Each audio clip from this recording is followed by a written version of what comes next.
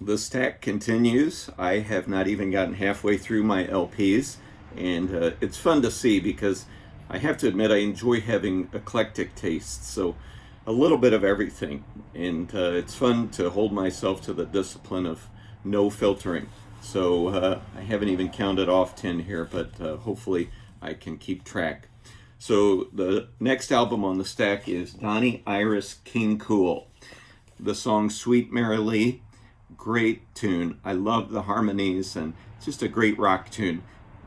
Also, Love is Like a Rock is on here. And Donnie Iris, I don't think there were a lot of other albums, but I sure enjoyed that one. The next one is ABBA Greatest Hits. You know, you have to love ABBA. If you're into pop music, you have to acknowledge great tunes, great singing, and just a fun band. Their influence continues to this day. And let's see, lots of great tunes on here. I do, and SOS. That's one of my favorite ABBA songs. Early ABBA, gotta love it. The next song or the next album is Split Enz, True Colors, the Finn brothers from Down Under. A very talented bunch of guys and their buddies formed Split Enz. I Got You, nice haunting 80s pop tune, and One Step Ahead. They have this, it's clever, quirky pop, and I loved Split Enz and Crowded House, which brought several of them forward. Sure have given us some great music. So that's three.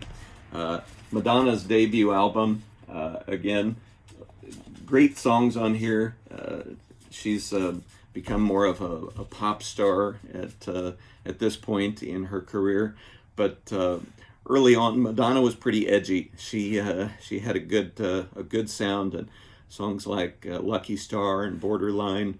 Those are classic pop tunes today. But Madonna's first album, I'm kind of proud to own it, actually. I think this might have been my brother Steve's, but I think I swiped a lot of these from my siblings. So I've told them, if you want them back, let me know. I think this is, oh my goodness, it's Wham! Music from the Edge of Heaven. Again, George Michael just wrote a great song. So many great songs that he's given to the world. He died too early, and I have to admit, there are some on here that I really love. Some that I'm not so fond of, but lots of great George Michael tunes out there. The best of the Manhattan Transfer. In the 80s, this doo-wop sound and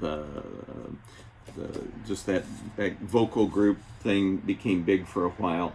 And Manhattan Transfer have that great vintage feel to their music. Lots of good songs. Boy from New York City and so many others. So I'm at 6 here. Alison Moyet, Rain Dancing. If you remember the group Yaz, Alison Moyet was the vocalist. I have to admit, I haven't listened to this a lot. I never really got into it. There are probably a lot of great songs on here, but Alison Moyet, I have another one of hers that I have listened to plenty. So I would recommend Alf from her. That's a great album. Queen, The Game. I really got into this album when it came out in sometime in the early 80s, I guess it was. Crazy little thing called Love, The Game, Play the Game. I think this was the first album where synthesizers appeared, and back in the day it was always a debate about whether an album had synthesizers on it or not because of what a group like Queen could do sonically without synthesizers. They were very proud of themselves that they made such dense, complicated, layered music without employing synthesizers. So I think this was the first one where they said, okay, we use synthesizers. Billy Joel, Glass Houses. I'm into several Billy Joel albums.